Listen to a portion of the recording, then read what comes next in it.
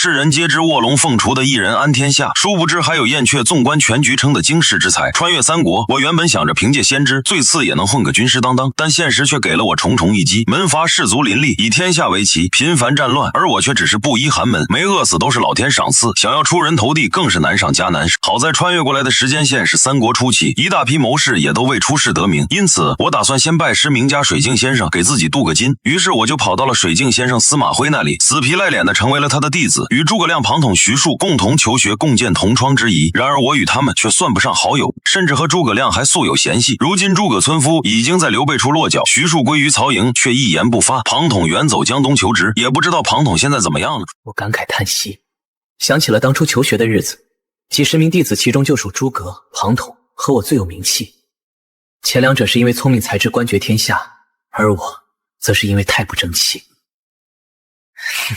因此经常会钻研一些小玩意儿，这些玩意儿在现代十分寻常，可是在古代是被冠以奇淫巧技的不入流小道，因此让司马徽很是失望，也给我起了个外号燕雀。这是讥讽我空有鸿鹄之志，却无真才实学，而且当初诸葛亮对我钻研的小玩意儿同样嗤之以鼻，身上也总是带着一股子智商上的优越感，加之身世傲人，对待我的态度更像是施舍和同情。因此我为了争一口气，常常和诸葛亮作对，可因为司马徽的偏爱，每次都是我受责罚，一来二去两人之间的关系就恶化了。每次我受罚都会露出一副你们不懂歌的表情，导致师门的其他师兄弟对我的态度也不好。而在我眼中能够称得上对手的唯有诸葛、庞统，徐庶勉强算半个。或许是身为穿越者的优势，我学习新知识的速度快得惊人，春秋国策这些典籍我都能烂熟于心，行军打仗、排兵布阵、天文地理之类的学问对我来说也不在话下。结业那天我特意找到诸葛亮，放出狠话：这世界迟早会因我而改变，到时候老师就会知道我比你强，别以为燕雀就没有经世之才。现在回想起来，我只觉得脸上发烫，当初的自己真是年少轻狂，怎么能说出这么羞耻的话。结业之后，我因为求学时落下的厌学的名声，去投奔刘备时被他嫌弃，转而去江东求职，又因为没有家世背景遭到轻视，心灰意冷之下，我索性跑到曹操这当了个火头兵。不过正所谓天无绝人之路，我刚进曹营没多久，夏侯惇就在博望坡被一把大火烧得惨败。有一天夜里，曹操睡不着溜的进了伙房，那会儿我前脚刚进临时搭建的伙房，他后脚就跟了进来，瞧见我蹲在那儿啃大饼，而我也压根没想到大晚上的伙房还会来别人，一时间我俩就这么对视着，我愣在了原地。过了好一会儿，我才站起身说道：这里还有大饼，吃点垫垫肚子。当时夜黑灯暗，伙房里没点火，我根本看不清来人的模样，只当他也是个饿了来找吃的老兵。见曹操没动，我又笑着说：您放心，我不会跟别人说的，您尽管吃。曹操心里琢磨着，这是把他当成普通老兵了，这样倒方便他问话。这么一想，他便上前接过半张饼。你是火头兵，这不明白着吗？火头兵还会饿着？难道是粮草出问题？我毫无防备，毕竟都是底层小兵，便直言道：可不是粮草的事儿，我就是单纯肚子饿。说完，我打量了一下曹操，虽然看不清脸，但大致能看出身形。你身材短小，胃口倒不小。可我压根没察觉到危险，接着说：您别客气，尽管吃，以后要是吃不饱尽管来找我，说不定哪天我还能给您弄点肉干啥的。听我这么说，曹操心里的气消了些，暗自想着这小兵虽说话没个把门的，但心眼不坏，算了，不跟他计较。他正打算离开，我却自来熟的拉住他，神神秘秘的从角落里掏出个葫芦，宝贝似的拿到他面前，拔开塞子晃了晃，一股酒香钻进曹操鼻子里。曹操皱起眉头：你不知道军中禁止士卒饮酒吗？您不说我不说，谁能知道？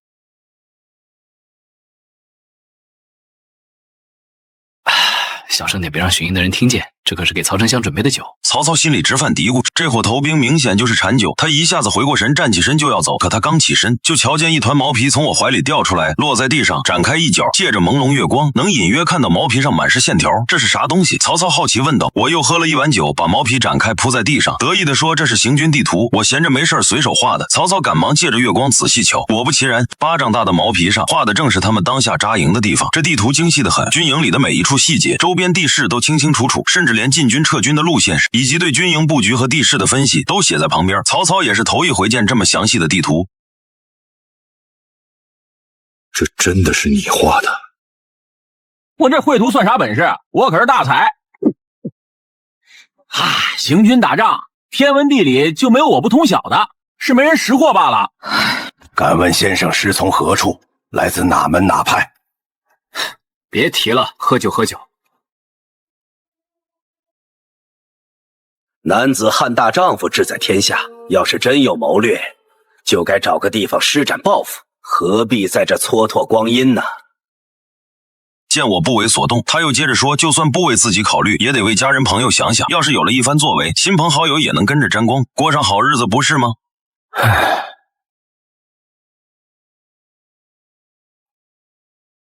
先生在这稍等片刻，我去就回。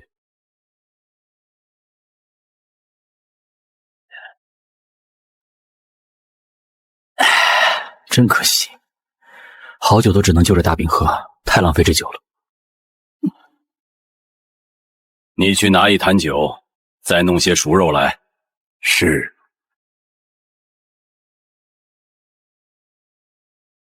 没过多久，曹操就提着酒肉回到伙房，我一下子闻到肉香，惊喜地站起身。您从哪儿弄来的？这可是将军们才能享用的。曹操把酒肉放在桌上，笑着说，是将军赏赐给我的。您可太够意思了！放心，只要我有一口吃的，就绝不让您饿着。哈！先生既有大才，为何不去面见曹丞相呢？如今这是道旨看重出身，我不过是个平头百姓，去了肯定又遭冷落，还不如当个火头兵自在。曹操挑了挑眉，追问道：“先生不妨跟我讲讲，依你之见，天下局势该当如何？或许是当火头兵，憋了一肚子苦水没处倒，又或许是酒精上头。”我打开了话匣子，那我就跟您分析分析天下局势。如今我最看好3个人，第一个就是咱们曹丞相，他消灭袁绍后，一跃成为天下最强的诸侯，来挟天子以令诸侯，手下文臣武将众多，兵强马壮。曹丞相自身也有雄主之姿，只可惜他虽有治世之才，却生性多疑，出身官宦世家，虽说掌控天子，却被人称作汉贼，名不正言不顺。而且眼下曹军的处境也不乐观，西边有西凉马腾汉中，张鲁南身边有刘表刘备，东南方向还有江东孙权虎视眈眈。虽说打败了袁绍，但依旧处于三面受敌的境地，容不得半点松懈。说完曹军的利弊，我接着说第二个是江东的孙权，他占据江东这片富庶之地，资源丰富，打造出了天下顶尖的水军。虽说门阀士族林立，但也不乏有才能之人，是能与曹军抗衡的一大势力。只可惜孙权擅长玩弄权术，江东的门阀士族又偏安一隅，他手下的文臣大多贪生怕死。孙权那小子瞧不上我还看不上他呢，跟他父兄比起来差远了，小家子气难成大器。听我这么数落孙权和江东，曹操觉得我口气太大，但还是耐着性子问了第3个人。我神秘一笑，刘备刘玄德。别看刘备一直打败仗，可他从不放弃，走到哪儿都能留下仁德的名声，一呼百应，百姓都愿意追随他。这样的人最可怕，而且要不了多久，他就能拥有自己的立足之地，继而争霸天下。曹操见我如此笃定，心里不禁一惊。仔细想想，刘备这么多年历经无数挫折，却始终屹立不倒。可惜啊，我摇摇头，刘备的眼光也不咋地，同样以貌取人，太让人心寒了。我当初去投奔他，就被他冷落了，后来庞统去投他，也是因为长得不好看被轻视。我心里实在不服气，不出意外的话，这3个人会让天下3分。我斩钉截铁地说，毕竟这是史书上写的明明白白的，错不了。曹操暗自心惊，一般谋士谈论天下大事，也能说得头头是道，可敢断言刘备会崛起天下将3分的，还真没几个人。这人要么是有真本事，要么就是个疯子。接着我又随口说了一句，这话直接让曹操的心提到了嗓子眼儿。可惜啊，这次曹丞相派曹仁将军出兵，连夜攻打刘备，肯定要吃大败仗。曹操听了，脸色一阵白一阵红，他眼珠子一转，突然大笑起来，哈哈，先生这话可太夸张了。刘备那点人马不过数千将领，也没几个再厉害能挡住曹军。况且领军的可是曹仁，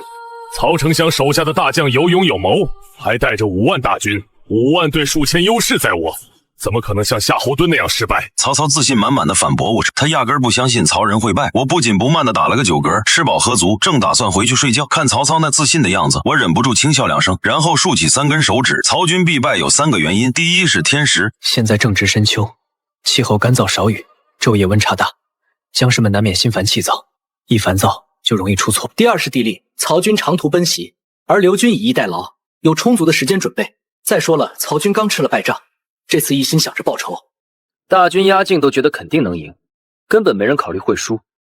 哼，骄兵必败呀。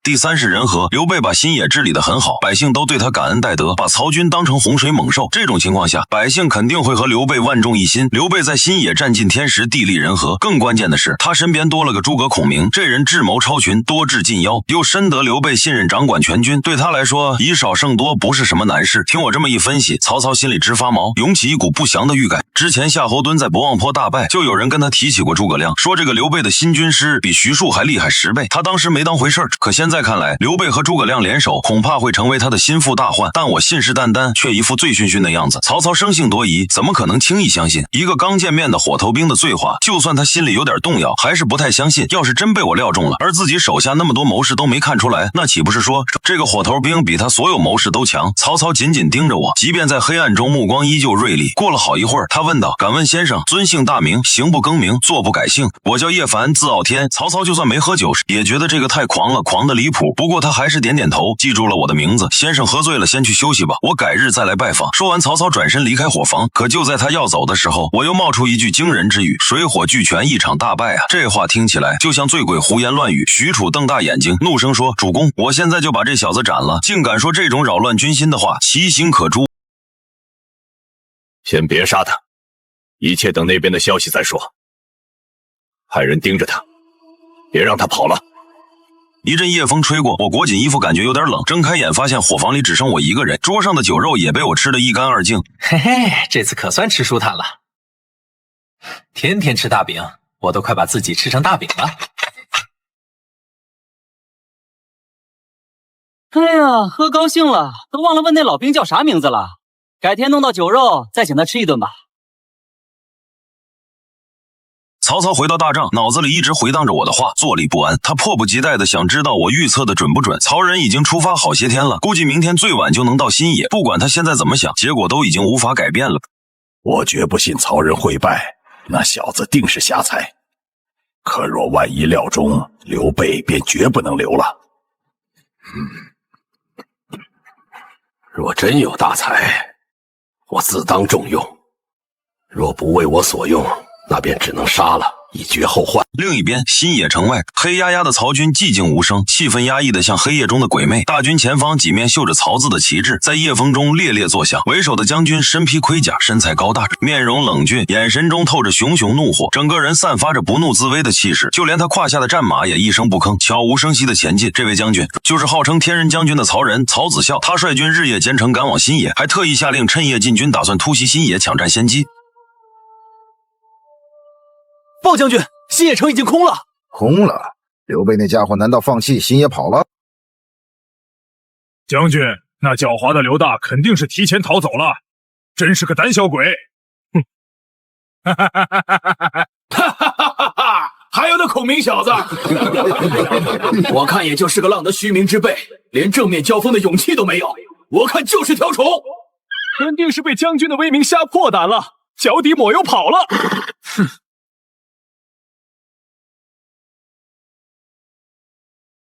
传令下去，进城后不许骚扰百姓，违令者军法处置。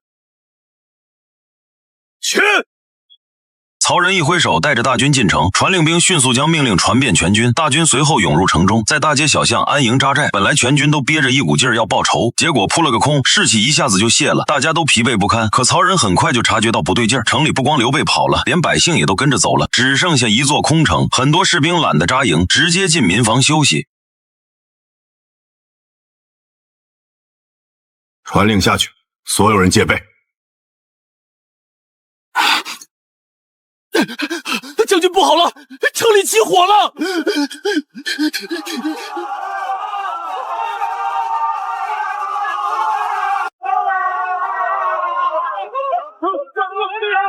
救火呀！救命啊！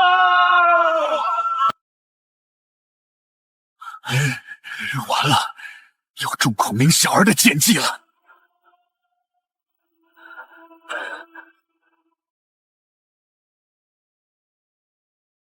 放肆冲杀曹军！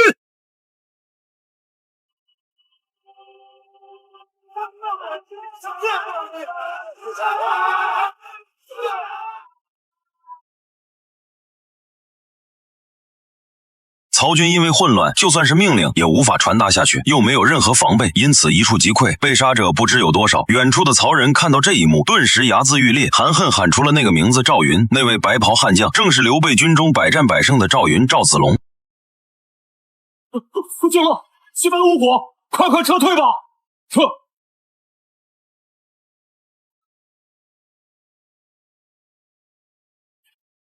哼，军师妙计呀！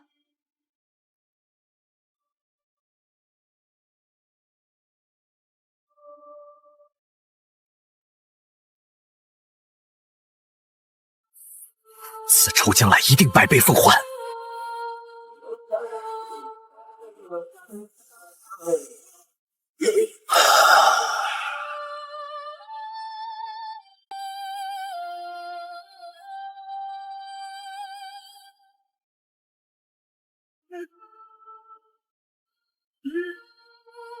走，我们去河，大军会合，召丞相借兵，定要洗刷今日之耻。不过即便是折损了一半，他们还有2万多大军，凭借刘备数千兵马，曹仁料定刘备不敢追杀，便也没有强迫。没多久之后，他们就来到了白水河旁，又困又累又渴的军士见到河水不深，纷纷跑过去喝水。见到手下兵士的模样，曹仁不由得唉声叹气。就在此时，忽然听到大水汹涌的声音。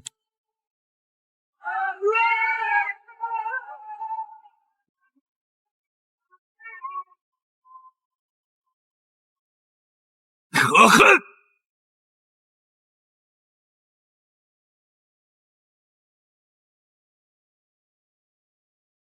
哈哈哈！军师果然好计策，可惜不能上马厮杀，真是遗憾。而这名红脸大汉正是刘备之义弟，义薄云天的关羽关云长。他站在上流处，冷眼看着下方曹军被大水冲垮，狼狈逃窜，手中还在清理着自己的胡须。曹军之中逃得一命的兵士们已经被吓破了胆，他们紧紧跟在曹仁身后，一副疑神疑鬼的模样，真的对诸葛亮的计策有了阴影。又逃出很远后，曹仁才清点兵马，结果发现手下兵马只剩下不足3000，粮草辎重全部丢失。刘备老贼，我和你不共戴天！到了此处，咱们便可以顺江而下，逃出升天了。曹仁，你三爷爷在此！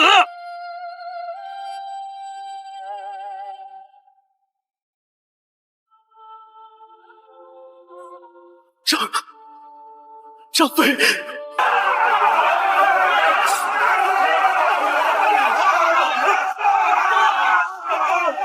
是非。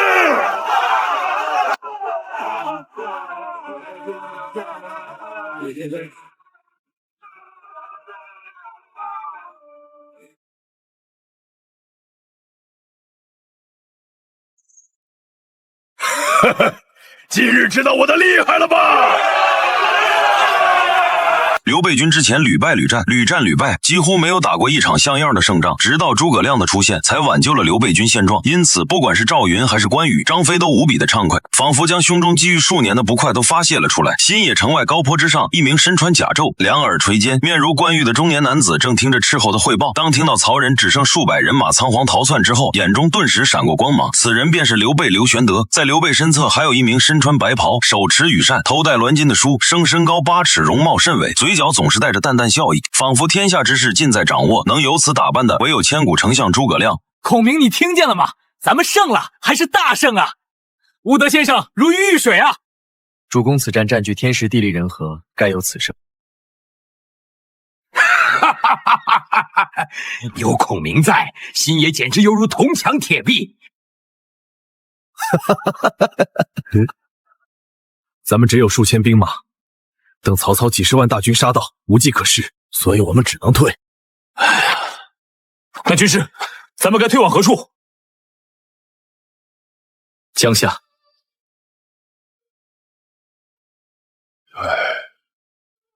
也只有如此。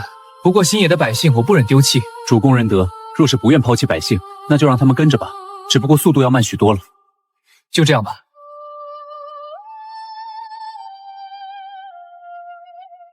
关键时候还可以用百姓拖住曹军，亮也是不得不如此啊。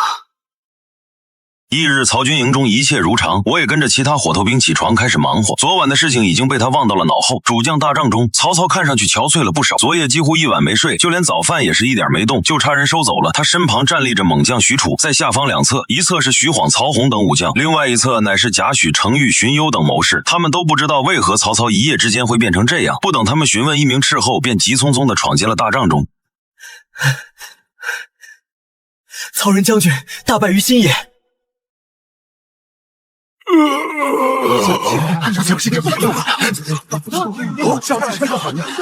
主公，他猛然想起了昨夜那火头兵的预测。曹仁竟果真大败于新野。一旁的贾诩坐于文臣首座，身材瘦弱，双目狭长，眼神如毒蛇般锐利，身穿一身黑色袍服，身体周围散发出令人发寒的气场。他瞥了眼曹操，暗自疑惑，难不成主公早就知道曹仁将军会大败？其他几名谋士也纷纷对视，都从对方的眼神中看到疑惑。若明知道会败，为何会将曹仁将军派出去呢？谋士们心中不解，并不知道曹操此时的震惊来源于一个小小的火头兵竟真的被猜中了。叶凡看来真是大才呀！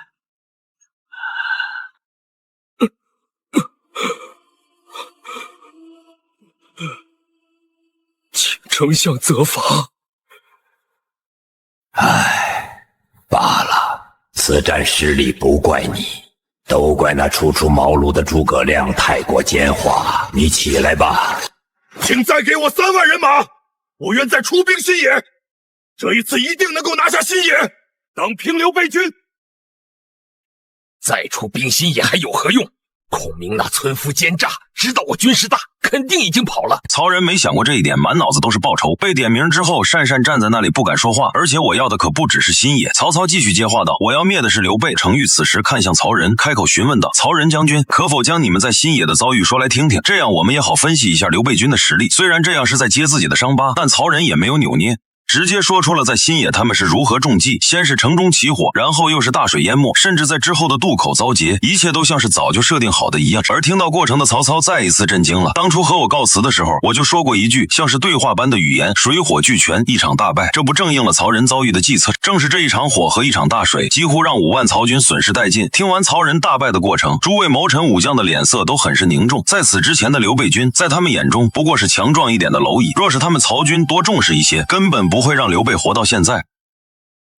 早就听闻诸葛亮多智近妖，不是凡人。如今看来传闻果真不假。也不过是刚出茅庐的一村夫，我却不信他真不是凡人。区区一个诸葛亮，就让诸位如临大敌，难道我们这么多人比不过他一个村夫不成？刘毅连忙出来打圆场，没有看不起诸位的意思，只是要让诸位知道，那诸葛亮不是好对付的。程昱和杨修两人同时哼了一声，不同的是，前者是不服他们如此重视诸葛亮，后者是不服诸葛亮的才智。好了，不要吵了。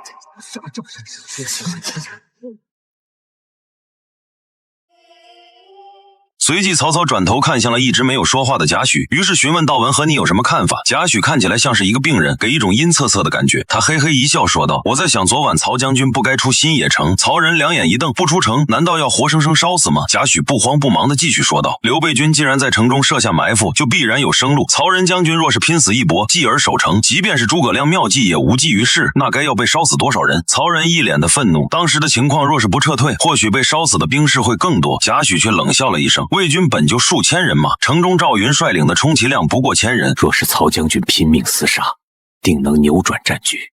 那也只能是惨胜，惨胜也是胜，只要是胜，死多少人又何妨？”贾诩轻飘飘的一句话，顿时让众人心头发寒，不去理会过程有多惨烈，只追求结果。果真不愧是毒士贾诩啊！曹操此时出言说道：“事情已经发生，无可改变，关键是接下来该怎么做。”程昱，你来说说吧。主公，在下以为刘备他们必然会逃亡江夏。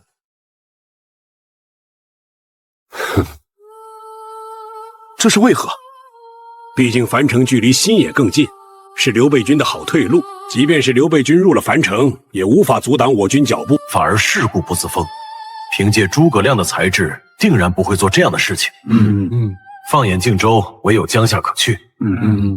程昱又看向曹操，继续说道：“主公，江夏乃是荆州重镇，荆州的大半钱粮都囤积在江夏。若是刘备军真的入了江夏，必然横生变故。”曹操眉头一皱，也知道了事情的严重性。他知道现在的刘备缺的就是个发展壮大的机会，而机会就在江夏。于是他扫视帐内众人，询问道：“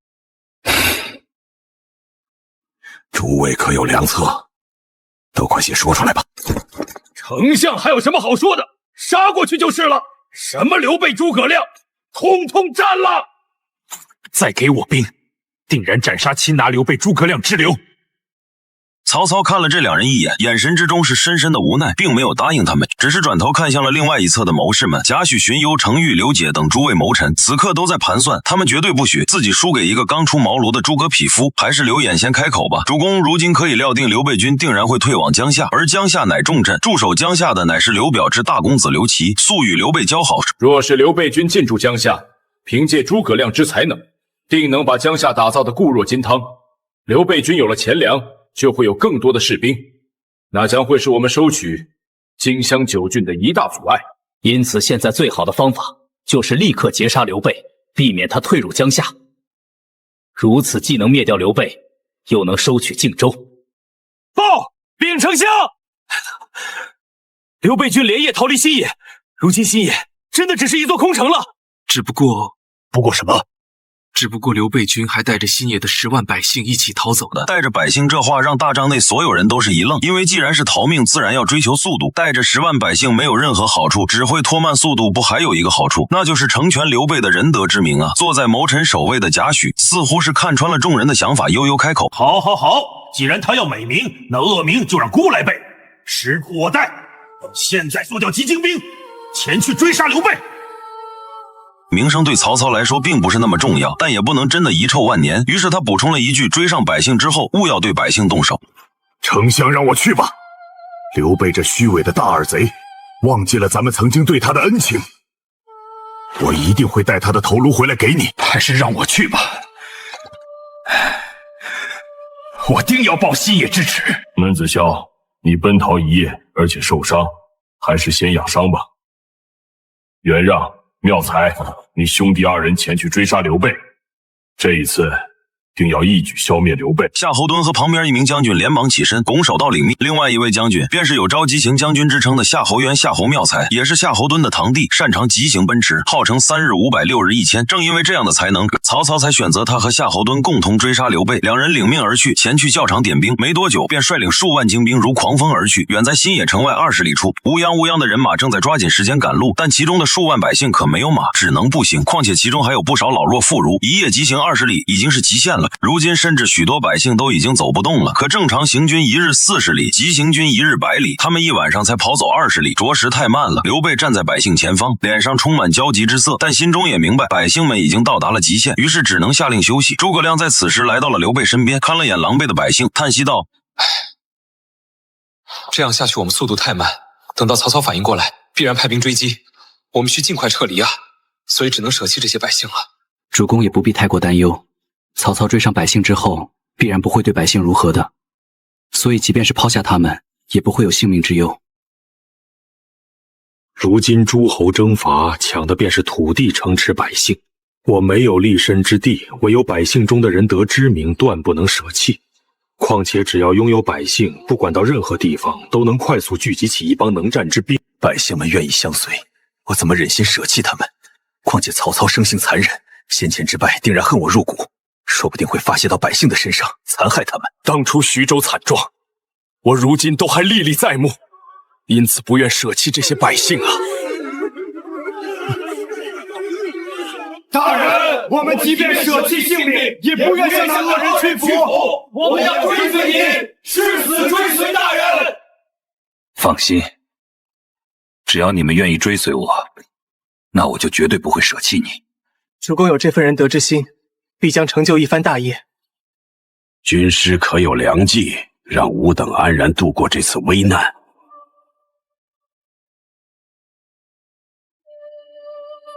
为今之计，只有先遣人往江夏去，请刘琦公子派兵接应。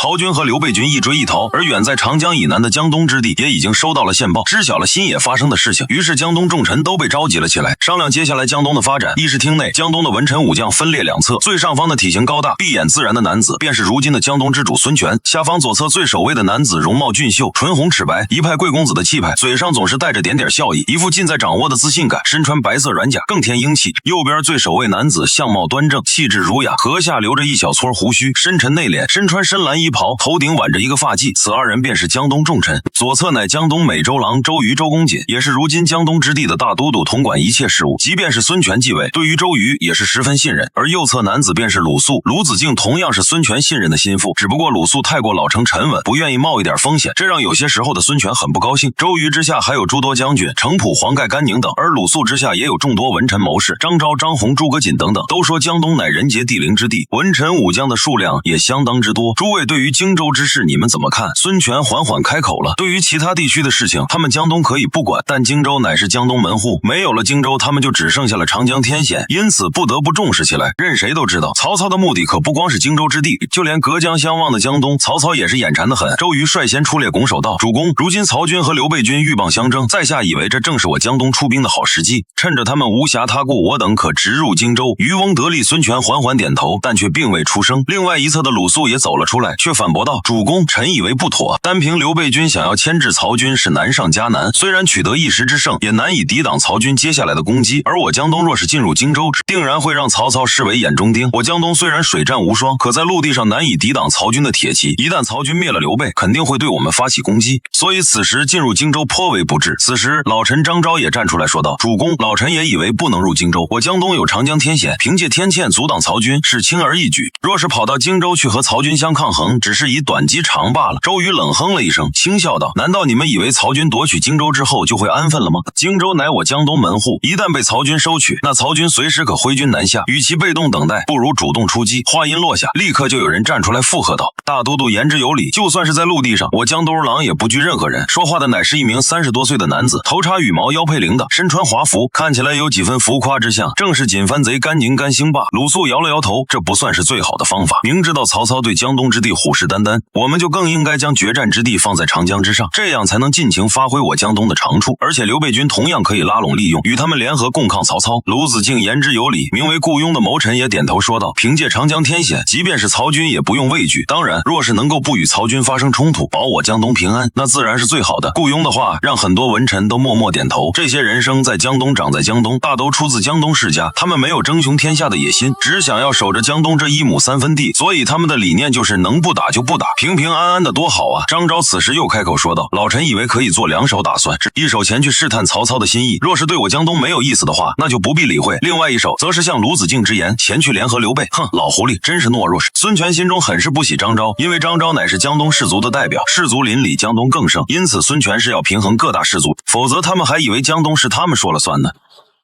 试探曹军心意，曹军的心意还需要试探吗？他们都快要将企图写在脸上。周瑜立刻接话道：“主公说的没错，曹军乃虎狼之师，野心巨大，绝对不可能只取荆州之地。但我认为也无需联合刘备，凭我江东威武水师，曹军来了也不惧。”嘿嘿，我甘兴霸定能在水上将曹军杀得片甲不留。既然都认为需要抗衡曹操，那还是拉拢盟友的好，一是可增加我江东的力量。即便是刘备只能够牵制曹军，也能给我军争取机会。另外，刘备的存在还能分担曹军的攻击，何乐不为呢？周瑜眼中一亮，等到大局已定，刘备根本无法和我江东抗衡，到时候取荆州之地也是易如反掌。不过现在说这些为时尚早，若是刘备直接被曹操所灭，那就是一场空谈。因此，我觉得是需要依靠我江东水师。一时厅内众说纷纭，但现在已经统一了一个观点，那就是和曹军早晚会有一战，而这一战他们肯定要在长江上进行，毕竟江东水师天下无双，没人能够在水上战胜他们。至于刘备先活下来再说。孙权左右看看，见他们争论的起劲，嘴角暗暗一笑，他想要看到的就是如今的局面，武将文臣互相制衡，门阀士族也相互制约，如此江东之主才更有分量。好了，大都督说的对，如今说的这些都为时尚早，等到刘备在曹军的攻击之下存活下来，才有资格和我江东联合。届时联手抗曹，击退曹军之后，再取荆襄之地。鲁肃联手刘备的事情就交给你去做，此事就这样决定了。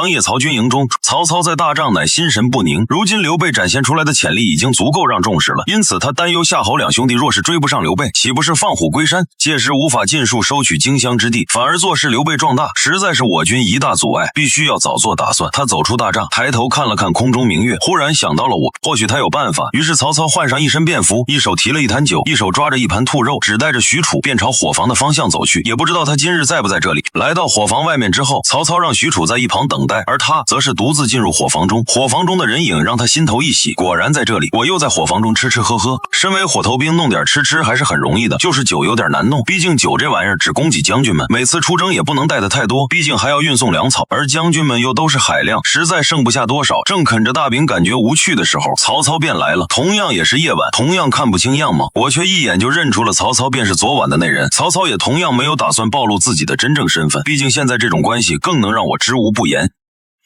你来了，这是带给我的吗？喂，这满满一坛，你从何处弄来的？将军赏我了，被我偷偷带来给你喝。哼哼。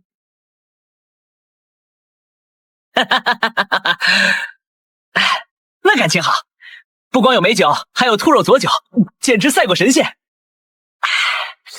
对了，昨天你说的景都言重了，今日上午曹仁将军便败归，而且正应了你那句水火俱全，难不成你能未卜先知？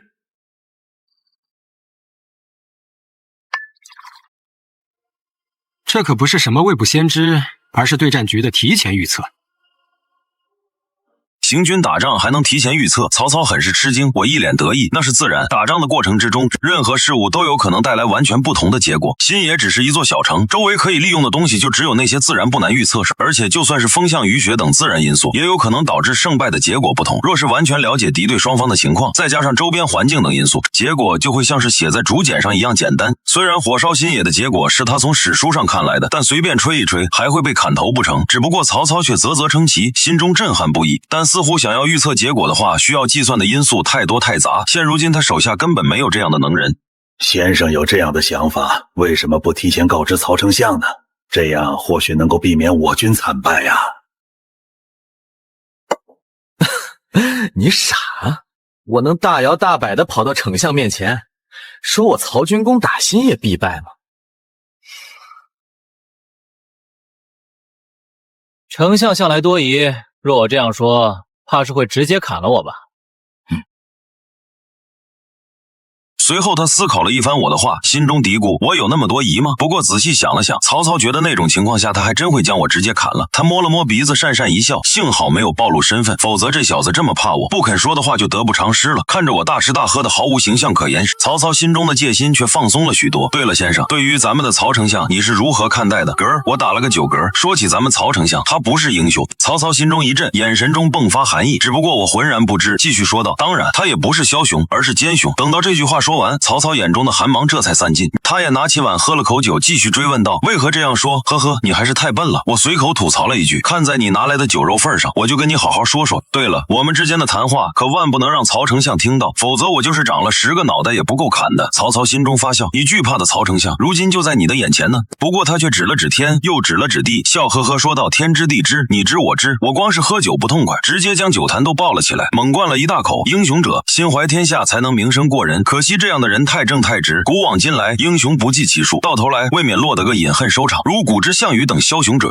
心怀野心又富有雄才大略，非实力强大者不能称之为枭雄，但大多枭雄做一方诸侯尚可，若是权力地位继续提升，性格缺陷也会随之暴露，大多凶狠专横，残暴不仁，难成大事。曹操听得津津有味，连忙询问道，那奸雄又是何意？我微微一笑，奸雄古往今来为丞相一人，所谓治世之能臣，乱世之奸雄，兼具英雄和枭雄的特点，心思诡诈，手段凌厉，为达目的绝不罢休。光是他把持朝政，挟天子以令诸侯，就足够称得上奸，更何况他行事作风不拘一格，手段或狠辣或阴柔，全凭一念之间，而且乱世之中能够称之为雄者，胸怀韬略乃是必备。强大的实力也是必要条件，拥有自己的领地和力量，能叫天地换颜色。当时能够集合所有特点的，唯有曹丞相一人，千古无二。就连曹操自己都没有想到，他在我这里竟然听到了对自己如此高的评价。虽然奸雄二字听起来不是什么好的称号，但我这样一解释，似乎只有这2个字能够代表。他也怀疑这是我认出了自己真正的身份。分，从而在自己的面前恭维自己。但抬眼看去，如今的我已经醉醺醺的，行为举止就是个醉汉，所以他能确定这是我真正的心里话。一时间，曹操被夸得飘飘然，心中乐开花；曹操被当面一顿夸，心中喜不自胜。这可不是拍拍马屁就能做到的。不过曹操也没有忘记这次来这里的正事，他是要向叶凡问计的。先生，此次我军攻打新野失利，若是再次举兵攻打新野如何？叶凡摆手摇头，甚至还翻了个白眼。要么说你不是将军呢，刘备早就跑了，还等着再挨打吗？曹操一阵无语，他当然知道这一点，只是故意问起而已，却不想遭到了嫌弃。而且他手下的大将之中，可没有几个能够预料到刘备会逃走啊。他们都想着刘备打了胜仗，自然会再接再厉的。若是我军中大将都能像叶凡这样想的话，那该有多好。曹操心中感慨了一句，顺势又问道，既然他们跑了，那我军追击不就是了？出几万人马追击几千人，应当手到擒来吧。呵呵，你怎么就是不开窍呢？想要成为将军，可不能光看眼前呀。哎呀，对于战局的预测，不是光需要从敌我双方来判断的。其实刘备虽然离开了新野，但却不是败逃，而是撤退。首先士兵的心境就不同，况且只是逃走的话，兵多才是麻烦，兵少跑得还快呢。听说刘备是带着新野的百姓一起逃的，速度被严重拖慢了。哼，果真如此啊！刘备到了什么时候都不忘了自己的仁德之名，这也难怪，这是他立足乱世之根本。既然这样，那我军是不是有机会追上刘备？曹操又问道：“笨真是朽木不可雕也，怎么教你的？百姓只是其中一个因素，要从多方面分析。”刘备军万众一心，我军追击必定人困马乏，战斗力大打折扣。若是万一刘备放弃了百姓，用百姓来阻碍我军追击呢？况且刘备麾下虽然兵少，但每一个关张赵云之流，无一不是以一当百者。诸葛亮又诡计多端，此刘备必定能够逃出升天。难道真的没有办法就此铲除刘备吗？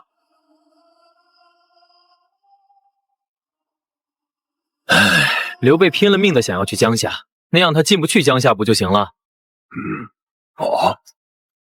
死办法有的是，你想听哪一个？不如先生都说出来让我听听，也算是学习一下。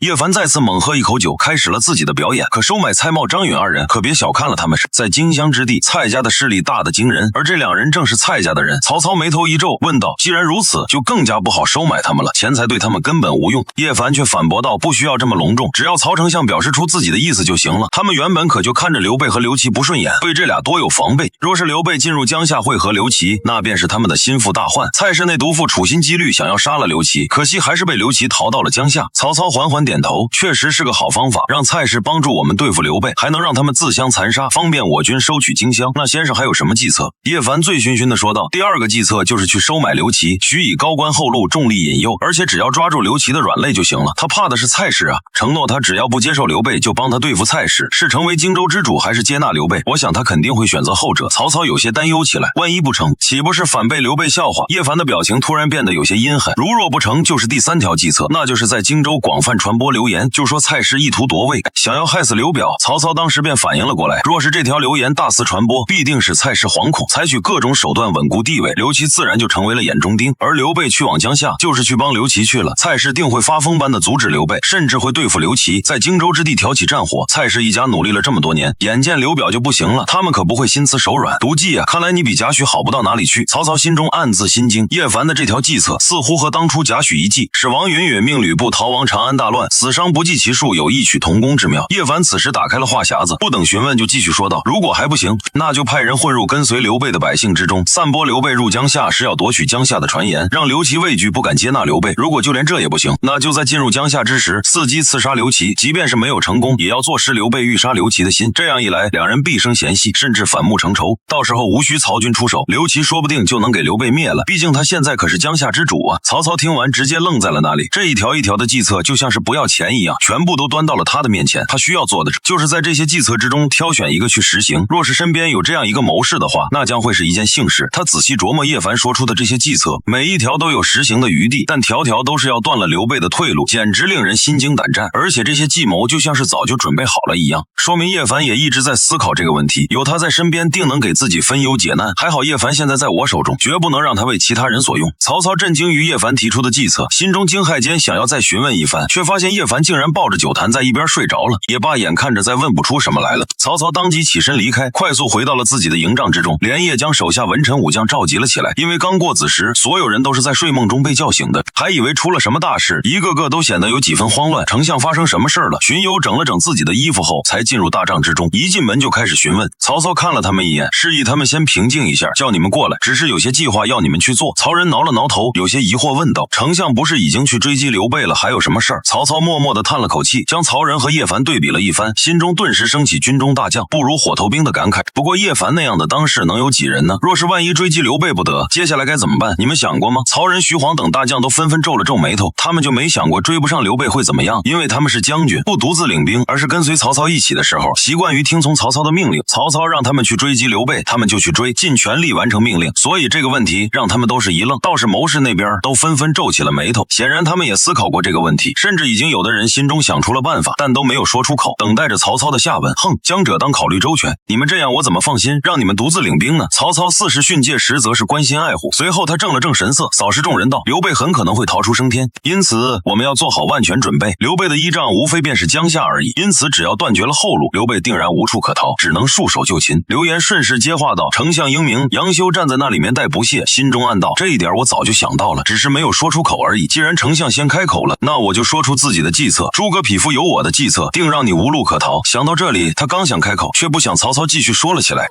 蔡瑁、张允，此2人乃利欲殉心之徒，传令下去，许以高官厚禄，令其倒戈归将。顺我者昌，逆我者亡。若敢不从，待我城破之日，便是他们身死之时。不是，臣这就遣使连夜动身。慢着，不急，待我说完。杨修的表情有些难看了起来，因为曹操说出的计划正是他想要说的，无法展现自己的才能，让他心中很不舒服。本就是极为骄傲的人，又突然出现了一个才智过人的诸葛亮，让他升起了攀比之心。即便是和诸葛亮素无嫌隙，他也想要压诸葛亮一头。我还有一策，可依旧没有等到杨修开口，曹操又说出了接下来的安排。同样的，刘琦那里也派人前去告知刘琦，若能拒刘备于门外，我保他为荆州之主；若敢收留，我大军必踏平江夏。其他谋士也都纷纷点头，双管齐下，保证让刘备插翅难逃。丞相高明啊！程昱不由得赞叹道。可万万没想到，曹操说到这里也还并未停止，还有派人出去在荆州散播消息，就说蔡氏一语夺权，记得多派点人。这个消息我要他几天之内传遍荆州。在场的谋士都是聪明人士，曹操说出来之后，顿时就想清楚了其中的门道，不由得纷纷赞叹。等到荆州一乱，他们不光可趁机灭刘，甚至再取荆州都易如反掌。杨修的脸色有些白了，他竟然有一种智商被碾压的感觉，心中懊恼道：我怎么没想到这一点？而位于曹操下方守卫的贾诩眼中却是一亮，悄悄看了看曹操，这计策怎么和他的风格有些相似？还要安排几个死士混入跟随刘备的百姓中，散布刘备欲往江夏夺权的流言。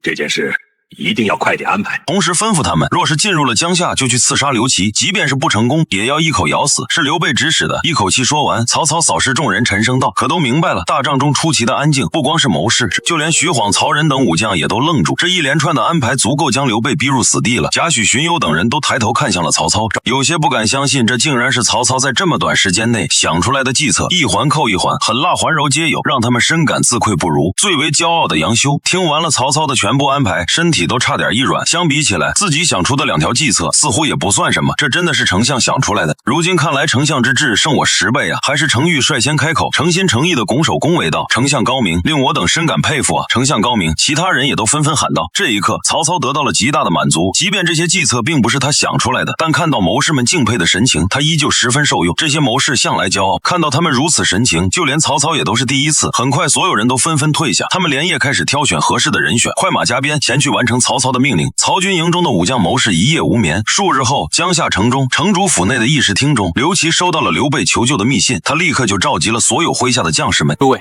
刘皇叔昔日对我有恩，如今遭难，我肯定不能坐视不管，所以派遣所有的战船前去接应刘皇叔，护送他们到江夏城。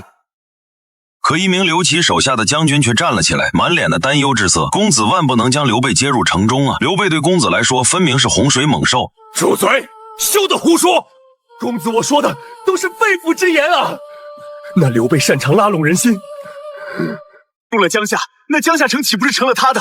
而且刘备麾下有数千精兵，关张又有万夫不当之勇，现在还收了诸葛亮那间诈狡猾之徒，只怕入了江夏便要反客为主。刘琦有了一瞬间的犹豫。是啊，江夏城还能有2个主人吗？但很快他就断言道：好了，不要再提起这件事了。刘皇叔仁得恩义，断然不会做这种忘恩负义的事情。按照我说的去准备吧，即刻出发，不容有误。襄阳城蔡瑁府邸之中，张允急匆匆赶来，见面就问到德归这么急叫我来做什么？蔡瑁抓起张允的手就朝着后院走去，低声说道：曹操派人来了。张允一惊，怎么说的？这不是密使刚到我就叫你来了，咱们一起去见他。很快两人就来到了后院书房中，书房中正站着一名中年男子，虽然只是一个密使，却也昂首挺胸，气度不凡。见过蔡将军、张将军。密使见到两人前来，顿时拱了拱手。蔡瑁连忙上前问道：丞相差你来，有何贵干？密使微微一笑，从怀中掏出竹简说道：我是来替丞相送密信的，丞相还有话让我带给2位。张允上前接过密信，查看了一番，发现这就是一道劝降书，让我们归降。他眉头一皱，表情有些不悦。要知道如今刘表病重，荆州军权都落到了张允和蔡瑁两人的手中，他们在荆州就是土皇帝一样的存在，为什么要臣服在曹操脚下？可密使却丝毫不惧，朝着上方拱了拱手，清清嗓子说道：丞相让我来告诉你，归降乃是唯一的出路。如今曹丞相带50万大军南下，兵锋所指，莫不臣服。有那不开眼妄图抵挡丞相的，下场唯一一死。当世有几人能和丞相争雄？蔡将军、张将军，你2人比那袁绍如何？曹操正是灭了袁绍，才成为天下第一诸侯，又是大汉丞相，挟天子以令诸侯，声势达到了顶峰。而蔡瑁和张允不过是暴发户，自然比不上4世3公的袁绍，强如袁绍都被灭了，他们2人怎么可能挡得住曹军？况且如今的荆州也不是只有他们说了算的，还有诸多隐患呢。如今丞相让我来令2位归降，说起来也是为了2位将军好，否则真要和丞相作对，不是几10万大军变兵城下，到时候你们拿什么阻挡我军铁骑？最终只有城破身死而已。密使陡然提高了声音，张允和蔡瑁2人身体顿时一颤，眼神中就多出了几分畏惧，不似之前的强横。看到时机一到，密使微微一笑，不过若是2位将军愿意归降，曹丞相答应你们保留如今的地位，甚至加官进爵，也会帮助你们扫平障碍，两全其美。蔡瑁连忙问道：丞相果真是这么说的？密使神色傲然，我就是代表丞相而来，说的也自然是真的。既然如此，那还请密使容我2人商议一番。蔡瑁拱了拱手，态度谦卑了许多，让人将密使送入客厅中。等待之后，2人就在书房中商量了起来。德归真的要降曹吗？张允询问道。蔡瑁凝重的点头道：不错，曹操势大不能相抗，而且他承诺我们归降之后依旧让我们管理荆州，这样说来我们没有什么损失。沉思片刻之后，张允点头道：我看可行，到时候荆州依旧还是你我说了算。此2人一个是荆州牧刘表的小舅子，一个是刘表的侄儿，2人却都惦记着刘表手中的权力，也该刘表倒霉。只不过曹操令我们对付刘琦，同时还要我们帮忙追杀刘备。蔡瑁叹息道：他们想要荆州，却又不想出力，因此看到这些条件之后也皱起了眉头来。张允却冷笑一声：叔父的身体一天不如一天，对付刘琦是早晚的事情，现在有曹操帮忙更是事半功倍，何乐不为呢？至于刘备顺手的事情而已，现在的刘备就像是丧家之犬，被一路追杀，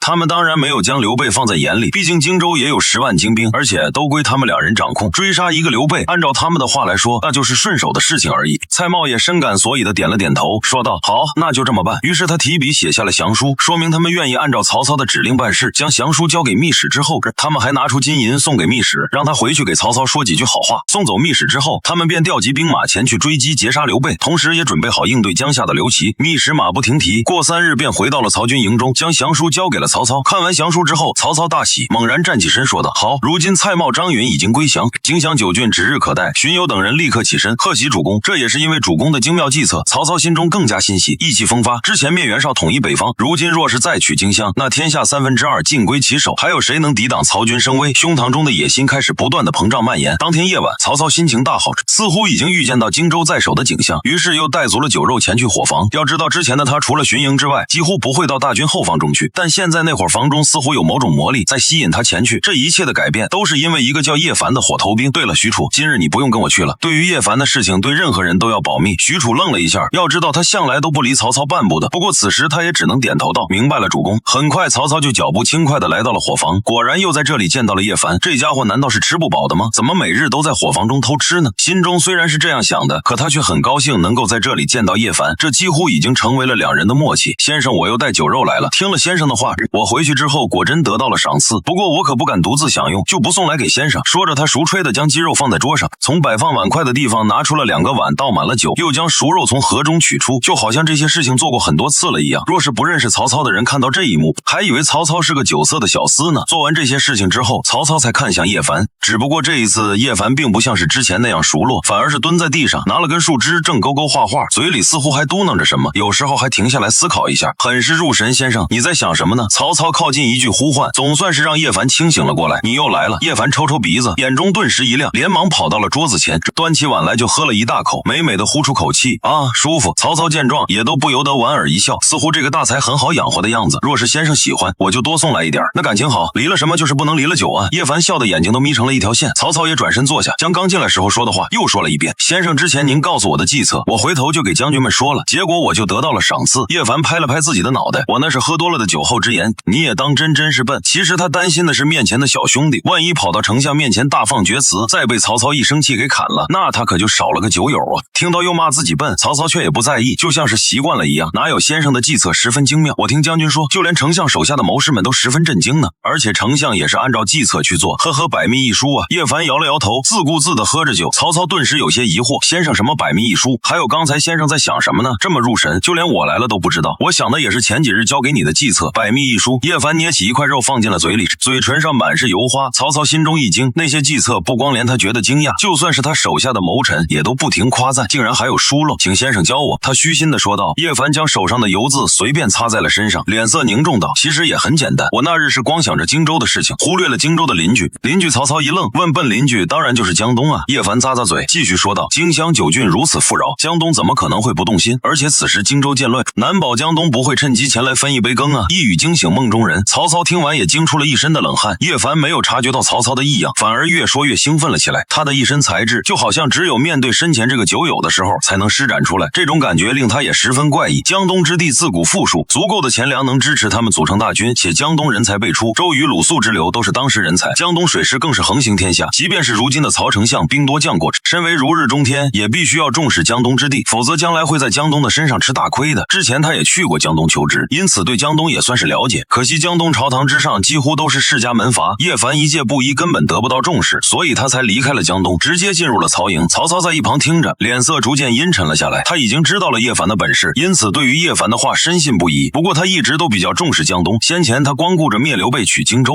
这才有些忽略。如今被叶凡点醒，方才重新重视了起来，而且重视的程度比之前更甚。看到曹操沉默了起来，叶凡突然笑道，如今丞相采取行动对付刘备，说不定江东那里也都已经行动了起来。要知道周瑜之辈一直雄心壮志，如今有机会插一脚的话，肯定不多错过。不过也不用心急，江东之地可不像是咱们的曹丞相，对于治下有着绝对的掌控力。孙权要考虑的也不是只有这么简单。孙权此人年纪轻轻就接过了父兄之志，继任江东之主，他想要证明自己能够超越父兄，却还需要压制门阀士族，想想就心累。而且他们肯定有所顾虑，不敢全力招惹曹军，至少也要等到刘备的事情尘埃落定。曹操眉头一皱，刘备和江东有什么关系？关系可大了去了。叶凡心中冷笑，若是不灭刘备，将来那就是孙刘联军啊。他缓缓说道，若是用刘备来牵制曹军的话，他们的胜算可就大了不少，否则单凭他们江东之地也难以抵挡曹军的。曹操默默点头，想不到叶凡竟然连这么远后的事情都想到，他再一次被叶凡的才智震惊住，足不出户就能洞悉如今天下的局面，简直令人叹为观止。曹操低着头思索了起来，心中暗道，若是让江东占据了江夏等地，便可作为江东的跳板，进可攻，退可守，占尽天时地利。到了那个时候，我军可就处于被动。如今这么好的局面，可不能让孙权等人前来破坏。一想到这里，曹操心中就焦急了起来。这几日唯独没有布置关于应对江东的事情，于是他再也坐不住了。先生，我有点要事离开，这些酒肉还是你独自享用吧。叶凡皱了皱眉头，干嘛这么着急？酒肉可不能辜负啊，等下次再来和先生对饮。说完，曹操就急匆匆地走出了伙房。叶凡有些懵，但却并没有在意，反正有酒有肉，还不用操心。整个曹军营中，怕是只有他这么舒坦。曹操3步并作2步地回到了自己的大帐中，又是连夜召见麾下将士谋臣。没多久之后，曹仁、徐晃和贾诩、程昱等人便来到了大帐中。他们不明白为何曹操又再次深夜召见了他们，但经过上一次深夜召见之后，他们明白肯定是曹操又有什么想法。贾诩等人心中泛起嘀咕，为什么丞相的想法都是在深夜冒出来的？可他们不会知道，这可不是曹操的想法，而是曹军之中一个普通的火头兵。诸位前几日的计划虽然在进行着，但我突然想起，我们忽略了一点，那就是江东之地。我们要拿下荆州，江东肯定不会甘心的，他们也不会老老实实的任凭我们取得荆州，否则江东之地距离我们就只隔着一条江了。不需要多说，众人便直接明白了曹操召集他们的用意，纷纷沉思了起来。毕竟不管文武之前还真忽略了江东，如今想来心中也都十分凝重。他们都是当局者迷了，丞相江东确实是心腹大患，即便是他们不敢光明正大的和丞相为敌，但趁着丞相灭刘备的时候突然进军荆州，夺取江夏等地，也不是没有可能的。荀攸开口说道，随后向着曹操继续说道，如今之计只有分兵钳制江东，令他们不敢轻举妄动。程昱也点头说道：“不错，必须要让江东明白，若是他们进入荆州，那就是我们曹军的目标，令他们心生畏惧才好。”曹操缓缓点头：“正是，我们必须要让江东孙权小儿明白，荆州如今已经归我曹军所有，不容他们染指。”听闻要分兵钳制江东，诸将都纷纷激动了起来。如今夏侯惇、夏侯渊两兄弟去追杀刘备，而他们只能在军营中等待消息，早就已经急不可耐了。曹仁第一个站出来请战，他本身的伤势就只是皮外伤，几天的时间也都已经恢复了。主公，我愿带兵前去，这一次愿立下军令状，定然不让江东跨江一步。丞相臣也愿望。一名身材高大、眉眼如电的将军也站了出来，沉声说道：“此人便是斩杀了单于踏顿，从而一举成名的张辽张文远。”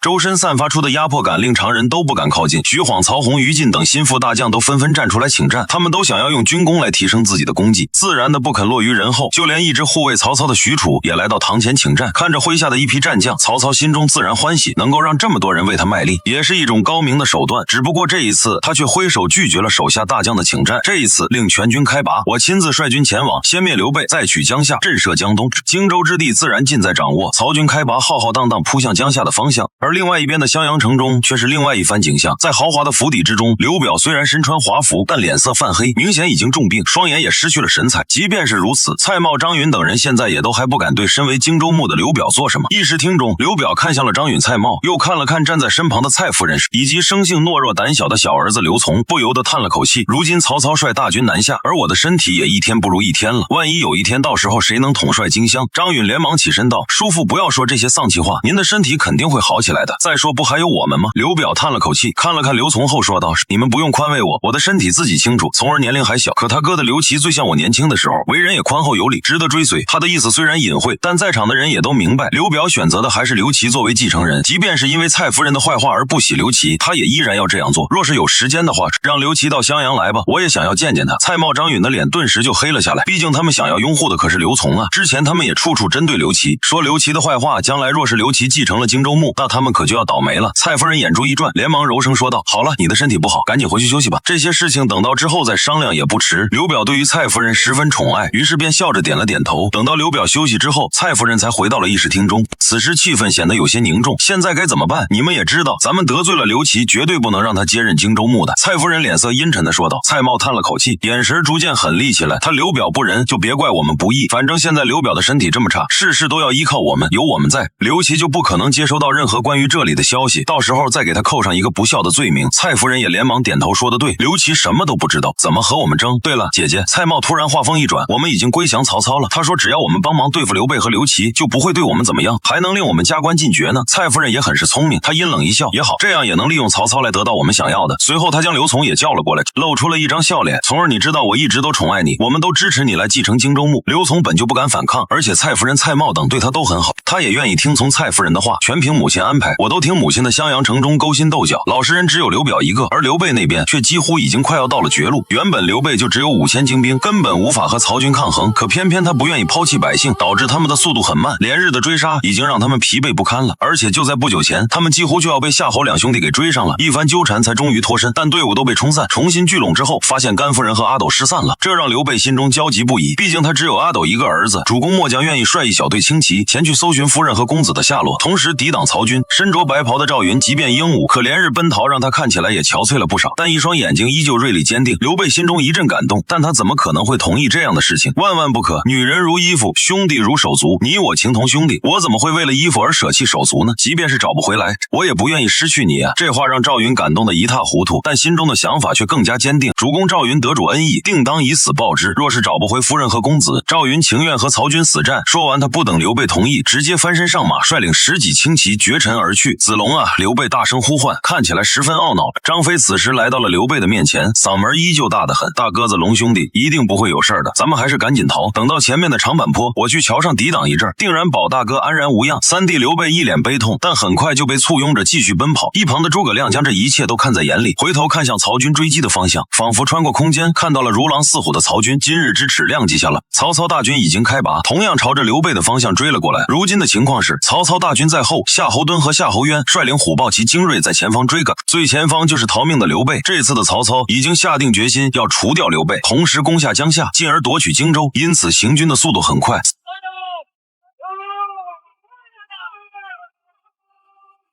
何令主力速向北岸集结，告诉镇北将军，天黑前必须截住他们。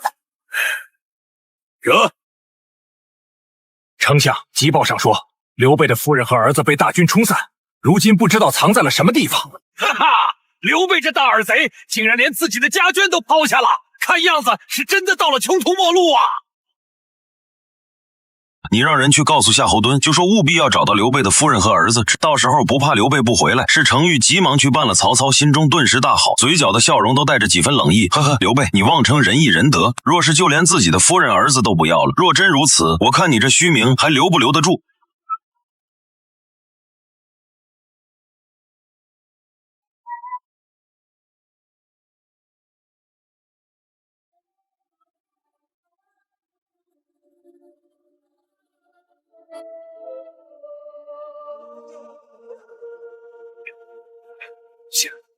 这样下去根本就找不到。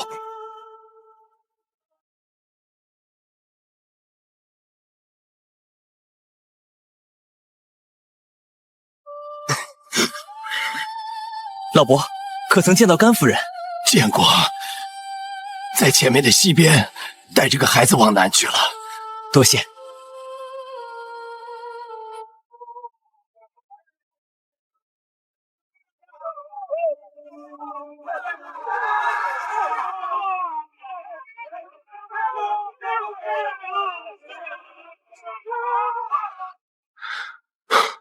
夫人，夫人，我来了，可有受伤？我主公让我来护送您回去。他挪开了自己的身体，赵云这才发现，原来刘备的公子阿斗竟然被他护在了身下，此刻竟然也没有啼哭，是公子啊！赵云激动的差点落泪。将军还请将公子带到夫君的面前。甘夫人将阿斗递给了赵云，赵云连忙接过，用襁褓将阿斗系在了自己的身前。说完，甘夫人转头看向了不远处的一口枯井，竟然直接跑了过去，跳入了枯井中。等听到扑通一声的闷响之后，赵云才终于反应了过来。他跑到枯井前，看到甘夫人已经死在了井中，顿时无比自责。夫人为何要这么傻？他悲痛了一会儿，低头看了看阿斗，眼神又逐渐变得坚定起来。夫人，我一定不会让公子有事的。赵云翻身上马，手中长枪一抖，开始朝着当阳桥的方向冲去。可惜和来的时候完全不同，如今这个地方已经被曹军占据，混乱的局面也逐渐平复。放眼望去，都是身穿盔甲的精锐虎豹骑。虎豹骑也发现了白甲的赵子龙，纷纷围拢了过来，让赵云陷入了包围之中。啊！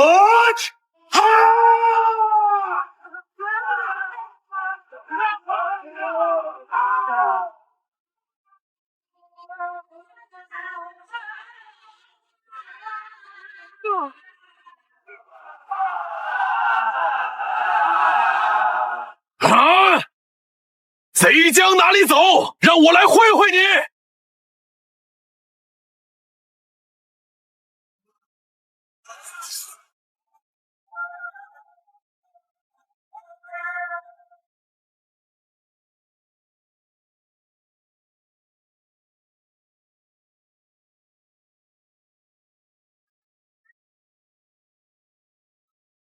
我，谁还敢战我？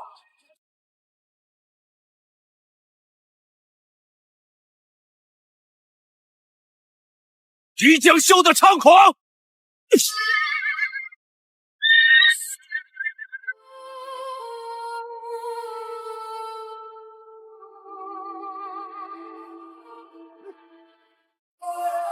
好剑！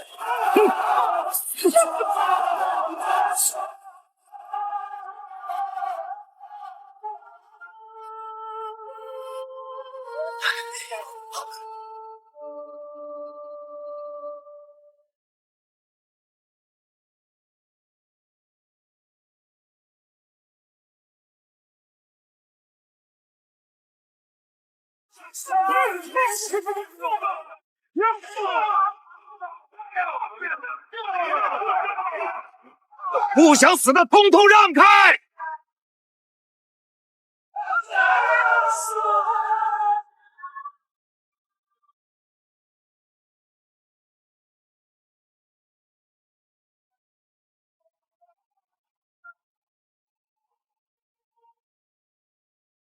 就在赵云在包围圈中杀来杀去的时候，精锐的虎豹骑外围顿时多了大量的弩手弓箭手，只待一声令下，箭矢就能将赵云射成刺猬。而曹操大军也已经来到了不远处的高坡之上。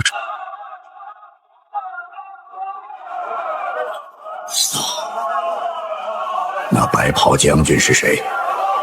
曹操身侧的程昱顿时开口道：“丞相，此人乃是刘备军中战将赵云、赵子龙，哈哈，真是一员虎将。我看此人勇猛，竟然不亚于天下无双的吕布。此人若是能为我所用，当然会让我军如虎添翼。传令下去，不要放箭，活捉赵云。”曹操看得欢喜不已，就像是当初欣赏关羽一样，心痒难耐的想要将人招揽到自己麾下。很快，虎豹骑就接到了命令，不得不让弓弩手全部撤去，更多的霸气围了上来。可赵云实在勇猛，几番冲杀下来，竟生生将包围圈杀出了一个缺口。就是现在，赵云顿时绷紧了身体，双腿一夹马腹，胯下战马竟高高跃起，猛然从缺口之中冲了出去。随后他马不停蹄，朝着当阳桥的方向绝尘而去。曹操见状，顿时吃了一惊，连忙下令道：“快追！”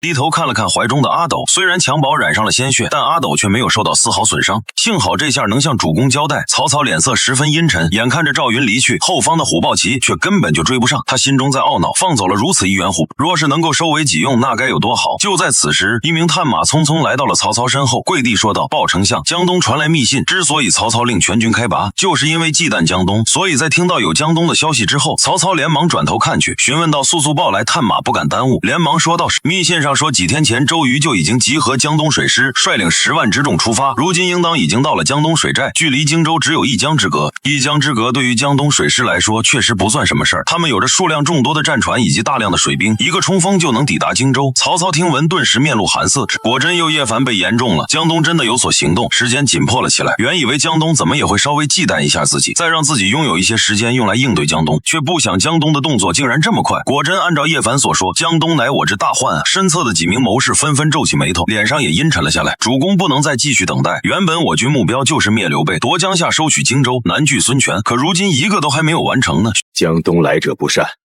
我们现在却不能拿他们怎么样，所以需要尽快平定荆州。